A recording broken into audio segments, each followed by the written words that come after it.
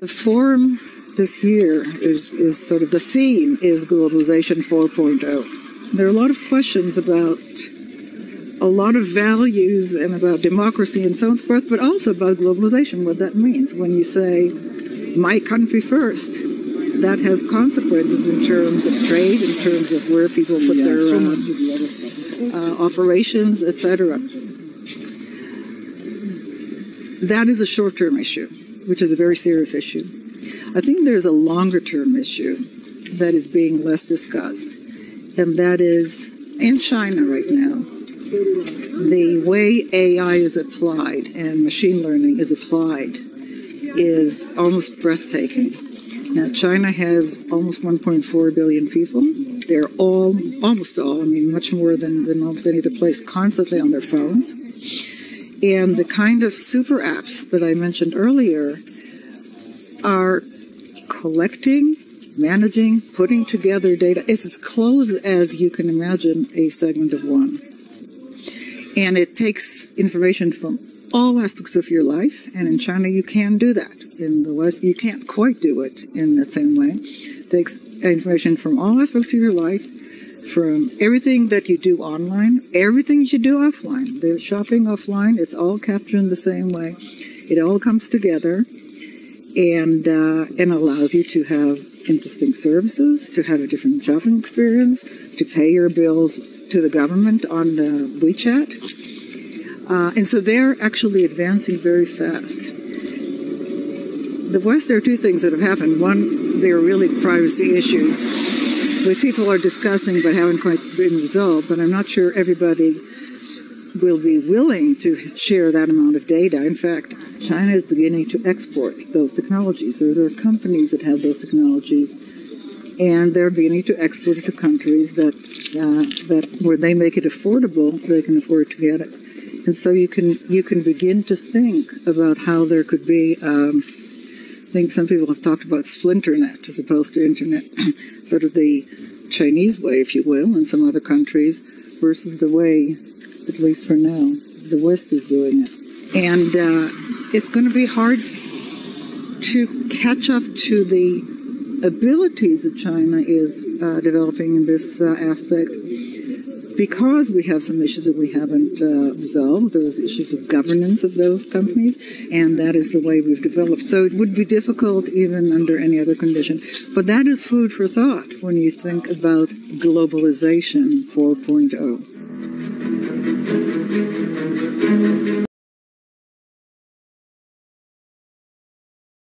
See, if you look what happened in China, when they implemented and this is the reason why we call this the Chinification of Europe. Right. But you cannot do it overnight, because if they would just do it, as of tomorrow, everybody will have a credit score system like in China, then the whole Europe will be in the street. So it's a slow movement. It's a slow, not only that, but they do it, in segments. So besides this green certificate, this created the system. So the system itself, the technology and the hardware behind the system is created over there to create the framework for such a system. This was the first step. The second step is the wallet ID, the European wallet ID, and the EID. I'm the main rapporteur on the EID in the Libe committee. And it's kind of following the same path as in China. So what they want to do, they want to designate an alphanumerical string, as they call it, to every EU citizen that will stay with you for your entire life, and that will be your unique ID. So when you will log in online, when you will log in into your bank account, when you go somewhere, you will have that ID with you. So that's the second thing. Then you have the so-called wallet ID, where all of your passports, all of your bank accounts, all of your credit cards will be in one place and will be connected with this EID. Then you have the issue of, they talk about now about fighting climate change, for example. Yes. And they came up with these figures that by 2030 they want to reduce the carbon footprint by 55% or so. And the only way to do that is to rationalize everything that we do and everything we consume. So you will see slowly in many Western European countries right now, when you go and you buy them, it will tell you the carbon footprint of that food, for example. So why do you think that is done? Because next time when you go with this EID that I'm working on, I'm totally opposing it. I will put everything in writing. I don't know if we have yet a majority to stop this in the parliament, but at least I will do my job, and you're the first media outlet to tell you this. I will do my job to document everything.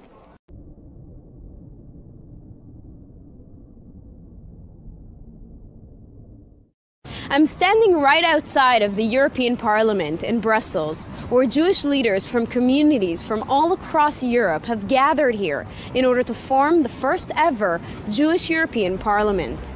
They've united here and now in order to form change in the Jewish world and to bring Jewish-related issues onto the political agenda. Take a look. In the command center of pan-European politics, the European Jewish Parliament convened for a second day. At the European Parliament, panel discussions were held on the economic crisis in Europe and its impact on extremism, populism, and anti-Semitism. Dr. Antonia Parvanova, a member of the European Parliament from Bulgaria, moderated. I'm very glad that the European Jewish Parliament now is coming here to discuss and to propose ideas of what we should do in a positive and sustainable way to develop tolerance, but also to cope with intolerance. Parvanova says she and her colleagues are aware that baseless hatred for Jews is rearing its ugly head again in violent acts, in anti-Israel sentiment, and in politics. We have been detecting rising anti-Semitism in Europe for many years, and the most alarming for me is the recent developments of elections, for example, in France, when we have more stronger support for nationalists, or even in Greece, when we have a neo-Nazis in the parliament. So the president of the European Jewish Union, Igor Kolomoisky, was the guiding light behind the first ever parliament for Jews, and forging ties with other European leaders is one of its priorities. We are aware that there are not just Jewish politicians which support our cause across Europe.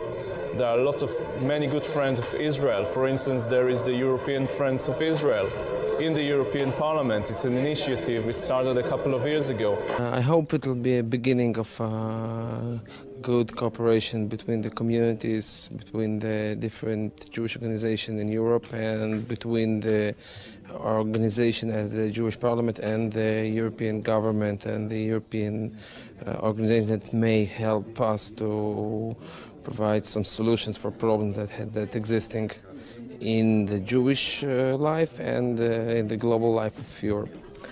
It's absolutely incredible because first it happens for the first time in the European history, and it's absolutely definitely needed because all Jewish organizations could speak in one voice. This makes them stronger, and they could present their priorities, their problems, their demands and proposals to the European institutions. This is the easiest way to collaborate with the European Parliament. Celebrations of the inauguration of the newly formed parliament took place in a gala event in downtown Brussels. The European Jewish Parliament is modeled on the European Parliament. Its members are also elected directly by the people based on their individual merits. Now, that's different than how Jewish leaders across Europe are often chosen, which is usually by people inside existing organizations. The European Jewish Parliament hopes in their system to attract young, unaffiliated Jews with fresh ideas. I am a young professional. I have traveled a lot. I have benefited from every country where I lived. And I think my main goal is to try not to reproduce, but to establish the same strength as the Jewish young leaders in America, in Israel, and in South Africa, where I have been as well, in France. A Jewish woman from Washington joined the EJP's meetings, but she's not an American working for President Obama or Republican presidential candidate Mitt Romney. Her boss is King Hamad bin Isa Al Khalifa of Bahrain. Hoda Nunu is the Bahraini ambassador to the U.S., a Jewish woman who represents her Muslim country. Jewish woman who represents her Muslim country. Across approximately 50 countries, and the people were elected by Jewish community in Europe. So the people were elected by Jewish community in Europe. More than 400,000 people voted to elect their own representative, and the number of parliament depends on the importance of the Jewish community. For instance, in France you have 9 or 10 members, and in other countries where the Jewish community is smaller, you have 1 member. Now, what is the role of this gathering, this parliament? Well, it's very broad, you know. Among them, it's to promote the Jewish value, and it's to take care about the concern of the Jewish community in Europe. For instance, anti-Semitism or the delegitimization, the growing delegitimization of Israel in Europe. Le Parlement juif européen a été inauguré à Bruxelles en toute discrétion. Une assemblée où seront débattus les sujets relatifs à la question juive en Europe. Les juifs seront représentés par 120 parlementaires. Notez que ce Parlement se trouve dans le même bâtiment que le Parlement européen. Ce sont des juifs français et européens qui ont élu ces représentants, mais aussi des Russes, des Slovènes, des Kazakhs, et même des Juifs de San Marin et Gibraltar. En quoi les citoyens de pays non européens ont légitimité à élire un Parlement juif qui se prétend européen? Ces 120 députés du Parlement juif européen sont censés représenter 47 pays. Cela en fait donc 20 de trop qui n'ont rien à voir avec l'Europe. Je cite Javier Solana à ce sujet.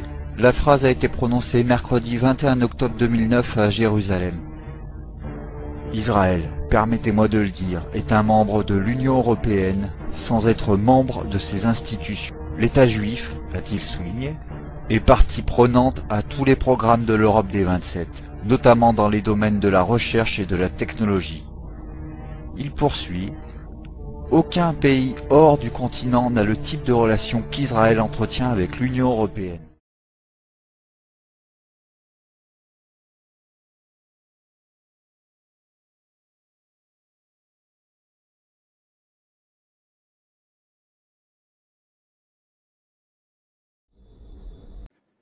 So my question to all of you, not only of you as journalists, but people who are watching us and who will be watching us, is this the kind of Europe that we want? Where the president, an unelected by the people president of the European Commission, is negotiating personally with the head of a private company that will affect our basic fundamental rights, as all of my colleagues already said. We should, not only that we are entitled by law and by the Treaty of the European Union to have access to these documents, but it should have been her, the first one disclosing this information to us as MEPs, to US journalists, and to everybody living in the European Union, because we are all affected by these decisions. And that did not happen. So I have to take this opportunity to thank Emily O'Reilly, the European Ombudsman, for not caving, for not stopping, and for actually doing her job. She was pressured. She was threatened. I know the kind of backdoor deals were here in the Parliament. to stop mentioning in all these reports about her activity. Do not say anything about the contracts. Backdoor deals. But she did not stop. She did what was supposed to be doing. And that's how we found out that there was maladministration. But this is not enough. You remember a few months ago, in a similar press conference, I showed you the contracts, the way they were released to the public and to US media. After the pharma companies accepted to be released this way. And I will show you some of the pages. This is the contract with Moderna. Pfizer is even worse. At least here you can see the page number. In the contract with Pfizer that was released to the public, you can't even see the page number. So I'm asking all of you, is this transparency? Do US journalists or US people feel safe when the head of the European Commission is negotiating personally with the CEO of a private company, public company, whatever, you know, they have stocks, but it's still a company. It's not a government. It's not a state. We became objects of these people. They strip away our rights because they have commercial agreements. This is unacceptable. Thank you, Mr. President. The Commission have recently replied to my written question confirming that Commissioners Almunia and Kroes attended the Bilderberg meeting in St. Moritz in June. The Commission cannot tell me details of what was discussed, but assure me that the Bilderberg meetings do not take decisions. If Bilderberg meetings are just talking shops, why do the most important and powerful figures from around the world, including George Osborne, the Chancellor of the Exchequer, bother to attend? George Osborne, Bullingdon Club, William Hague, hello the elites, how are the Zionist elites this morning? Thank you for giving us the illusion of democracy. Do you want the puppet on the left or the puppet on the right? Yes, you guys go slightly crazy when you compromise personal morality for political gain. Hey, how was your time on the Rothschilds' yacht? Do you like the Rothschilds more than you like normal people? George Osborne, isn't it great that you have a country of 70 million people where 7% control all the land? Are you related to the Queen, sir? Go home, Yank. Go home, Yank. Oh, some random racism by this gentleman here. Perhaps you'd like to vote for the BNP? Yeah, perhaps I would, but I'm not going to. William Hague, George Osborne. Hey, it must be difficult filleting Satan all day. Hey, power and money from the nice teeth of Satan. Sorry, I'm not even religious, but you guys are liars and murderers. Total liars and murderers. And what other summit of world leaders in politics, finance and business would go completely unreported in the mainstream media, such as the BBC? It is impossible not to reach the conclusion that the non-reporting of these events is anything other than a conspiracy between the organisers and the media. It merely confirms the belief of many that the hidden agenda and purpose of the Bilderberg Group is to bring about undemocratic world government. It's a disgrace that the European Commission is colluding in that. Yeah, liars! Hello, liars! Hey, big power and money! Politics, yeah! Illusion of democracy! Scumbags! Nothing personal, you guys look great on TV, sorry. Sorry for ruining your press conference, everyone, but someone has to say the truth every now and again. The truth is you've all been duped by an illusion. It's all the big business and war party. You guys need to see this.